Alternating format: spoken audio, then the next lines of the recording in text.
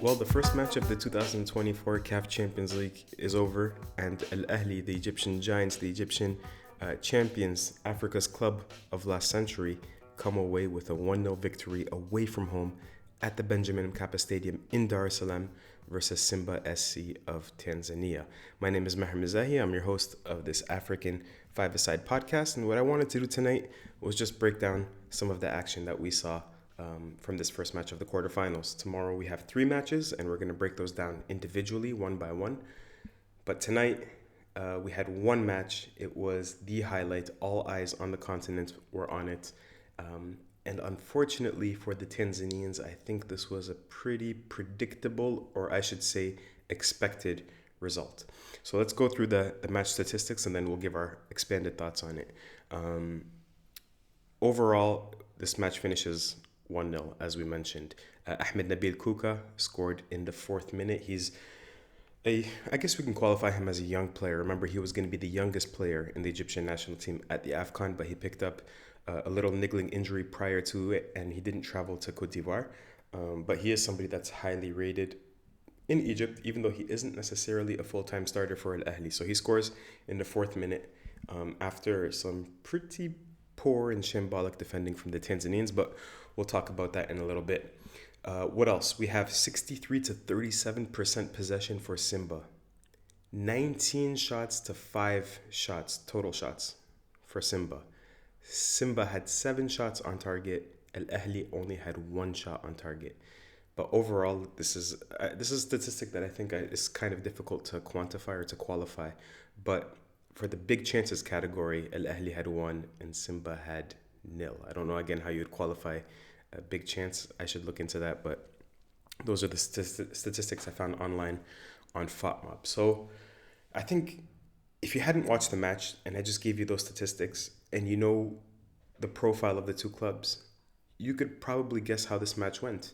Overall, the Tanzanians were the better side. They created more opportunities. They were the ones taking the match to the current and reigning African champions, but they were more wasteful. And with the one big chance that Al Ahly did have, they were more efficient. And this match was one that was really intriguing to me. I had a lot of anticipation for several reasons. First of all, from the Tanzanian side of it, Tanzania have 2 clubs in the quarterfinals, in the knockout stages of this Champions League. That's huge for that country, and it's really a testament to how much investment has gone into the top 2 clubs in Tanzania over the last decade or so, right? And we should be having an article coming up on all of that on africasacountry.com, so do keep an eye out on that. The other thing was, so first of all, Dar El Salam is, the capital of the Champions League in a sense, because they have 2 clubs, the only city with 2 clubs in the quarterfinals. The other thing is Simba has a coach in Abdul Haq bin Sheikha, who was at USM of Algiers last year, and he won the CAF Confederation Cup with them last year. This is a coach with a lot of experience coaching across the continent, especially in North Africa, in Morocco, in Algeria, in Tunisia, and that has gotten results against Egyptian clubs before. If you recall, after winning the Confederation Cup last year with USM of Algiers, he goes on to win the CAF Super Cup against Al Ahly just a matter of months ago. So all of a sudden, we have 2 Tanzanian clubs to the quarterfinals, unprecedented, historic. We have Abdul Haq bin Sheikha, a coach that knows how to get victories against North African clubs, and in particular, this club, Al Ahly, which he did a few months ago. This is the 4th consecutive quarterfinal berth for Simba in the CAF Champions League. And so I'm thinking to myself, you know what? Maybe this is the edition where Simba takes that extra step. Maybe this is the one where we could see an upset. Because usually what separates clubs like Al Ahly or Wydad or Esperance from other clubs in Africa in this stage of the competition, or we could throw Sundowns in there as well, but Mazembe, what separates them is experience. Players have played in these matches before. They tend to limit the amount of mistakes they make, and they tend to capitalize on the little half chances, that pop up in the midst of a match. And so I thought, because this is the 4th quarterfinal berth for Simba, because they have an experienced coach at the helm, a North African coach at the helm, because of all of this momentum in Dar Es Salam at the moment. I thought this could be a little bit different, right? And that's why I was really, really disappointed when Simba concedes in the first 5 minutes of the match. Especially a coach like Ben Sheikha, as experienced as he is, you know he's going to have insisted on the first 15 minutes of the match, how crucial they are. You know, any coach, it really is cliche, but they always insist on the first 5 to 15 minutes of the match, 5 minutes before halftime, 5 minutes after halftime, and then, last 5 to 10 minutes before the final whistle. These are like moments of the match where if you score, they can give you a lot of momentum, and if you concede, it can sap away a lot of momentum as well. You know, these are times when players are not necessarily fully concentrated. Maybe they haven't gotten into the game yet. Maybe they're impressed by the crowd. Maybe there's a little bit of fear. There's anxiety. So these are extreme moments where you have to concentrate, and coaches usually insist on that. You know, the first 5 minutes, the first 10 minutes, and they concede in their first 4 minutes. And how did they concede? A string of individual errors coming from, the left back, Mohamed Husseini, who I believe was captain on the day. Mohamed Hani, the Ahly right back, skips by him too easily. And then there's 3 Al-Ahli players in the box and 2 Simba defenders in the box. Again, that's the second mistake. And then the third mistake is when Mohamed Hani puts in the low cross. Enoch Inonga, the Congolese center half for Simba, completely whiffs at the clearance. And this was the worst mistake of the action, is he should have cleared this ball away. But instead, he mishits the ball and it falls to Ahmed Nabil Koka, who slots the ball away in the 4th minute. And all of a sudden, the Red Devils are up, as I mentioned, for the 3rd time now, within the first 5 minutes. And the rest of the first half, I think, I wasn't paying too much attention. I was watching, but I was eating at the same time, breaking my fast. But I could see that it was a little bit balanced at first. Al-Ahli were doing a good job of counter-attacking, but Simba in particular, as the half went on, they started to get into gear, and they were creating chance after chance after chance. And there were, at times, 1-versus-1 chances. I could think of off the top of my head, I think Shama had a chance, Cletus Shama had a chance, Dennis Kivu, a really exciting player, but really frustrating player. He was offside in his chance. But again, how do you blaze over the ball like that? Because he probably didn't know he was offside. And he goes in, instead of, trying to place the ball to the left, to the right, he absolutely smacks it right over the bar. And it's like, why? Why did you decide to do that?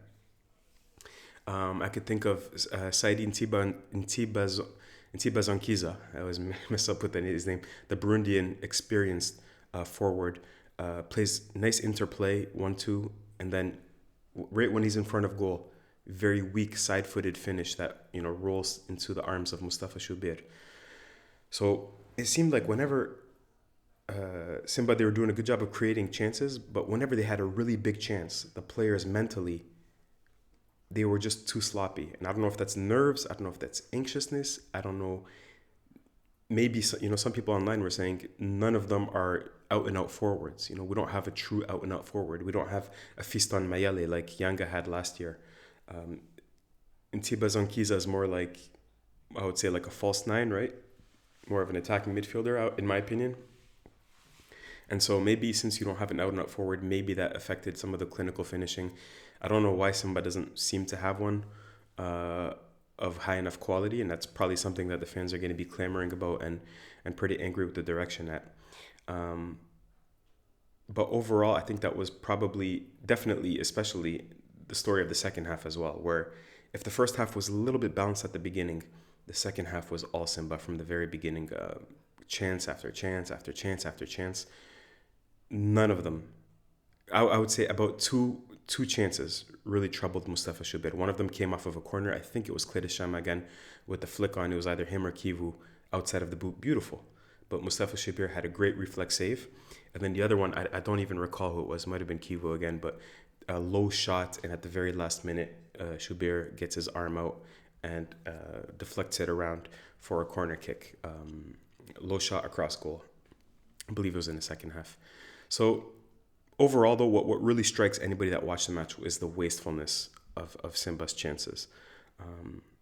And I think that's what they're going to be kicking themselves about going in, next week, going into Cairo to try and flip the script, because their away goals still do count in the CAF Champions League, and now Al Ahly have a pretty sizable, pretty significant advantage. Let's talk about Al Ahly very quickly, because that was the Simba side of it. But on the other hand, this is about as veteran a performance as you can have from Al Ahly. Coming into this match, they were without three of their most experienced, three of their best players. Mohamed Shinawi, their starting goalkeeper, one of the top 5 goalkeepers in Africa, according to last year's CAF Awards. Last year, I think he had 36 clean sheets out of 50 matches, something like that. And he was obviously injured at the African Cup of Nations, and he's ruled out for the rest of the year. Aliou Dieng, the Malian midfielder, the warrior that they have in midfield that breaks everything up, intercepts all balls, and helps drive things in midfield after. He's been out with a knee injury, I believe, for the last, might it be 4 to 6 weeks, but I think he's expected to be back, starting from the semifinals of this competition. And then Imam Ashour as well, that very young, talented Egyptian midfielder for the national team as well, picked up an injury, and he's been out as well. So 3 very important, I'm not so experienced, but I'm sure it's not that experienced, but 3 very important key players for Al Ahly. And who steps up? This is what I want you to really pay attention to. 3 key players out, and today the best 3 players for Al Ahly were the 3 players that replaced them. Mohamed Shinawi is out. Mustafa Shubir in goal today was fantastic, and he's been great since he's had to step up to replace Shinawi, whether that is with Al Ahly or with Egypt.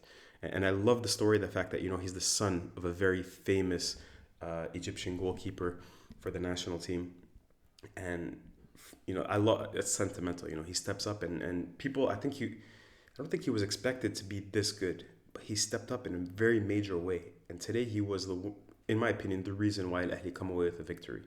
So Shinawi is out. Mustafa Shubir, man of the match for me.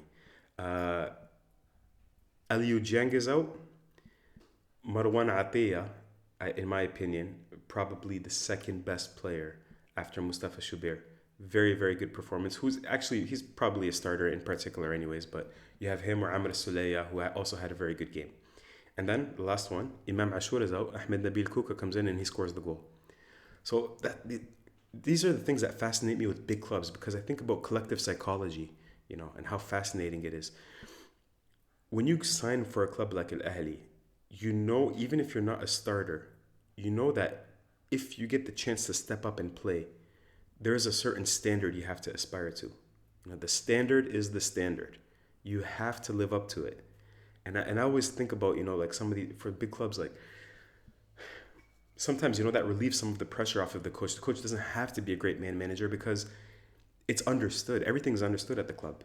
You have to perform to that level. And so that's today was one of those matches. It was a classic Al Ahly match when, they don't play the perfect match. They have some players out with key injury, and they still cruise to a victory.